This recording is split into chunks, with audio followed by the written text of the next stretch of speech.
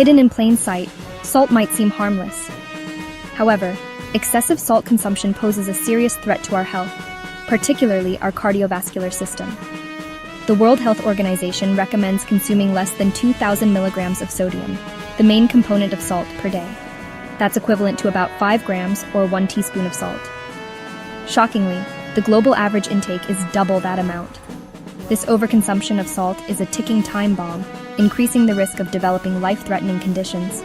The consequences of a high-salt diet are far-reaching. High blood pressure, a direct result of excessive salt intake, is a major risk factor for cardiovascular diseases. These diseases, which affect the heart and blood vessels, are the leading cause of death worldwide, claiming millions of lives each year. The scariest part? Many people are completely unaware of the amount of salt they consume daily.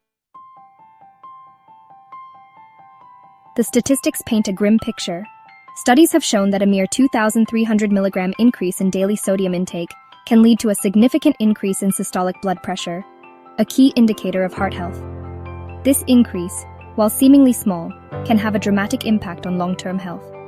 Over a lifetime, this could translate to a 15 to 20 millimeter mercury higher systolic blood pressure, effectively doubling the risk of developing cardiovascular diseases.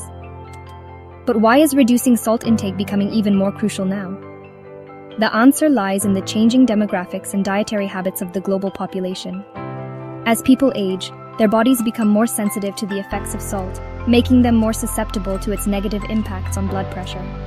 Furthermore, rapid population growth, particularly in regions like Asia and sub-Saharan Africa, raises concerns as these populations tend to be more salt-sensitive.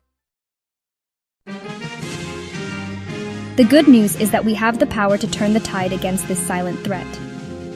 Governments and health organizations worldwide can implement policies aimed at reducing the amount of salt added to processed foods and restaurant meals. These reductions, as small as 10% annually, can be implemented gradually and remain largely undetectable to consumers. Another effective strategy, particularly in low and middle-income countries where discretionary salt use is high, is promoting the use of salt substitutes. These substitutes, often containing potassium chloride, not only reduce sodium intake, but also increase potassium levels, which are often deficient in these populations. Potassium, an essential mineral, can counteract some of the harmful effects of sodium on blood pressure. The time to act is now. Experts estimate that achieving the World Health Organization's salt reduction targets could save millions of lives annually by preventing cardiovascular disease-related deaths and events.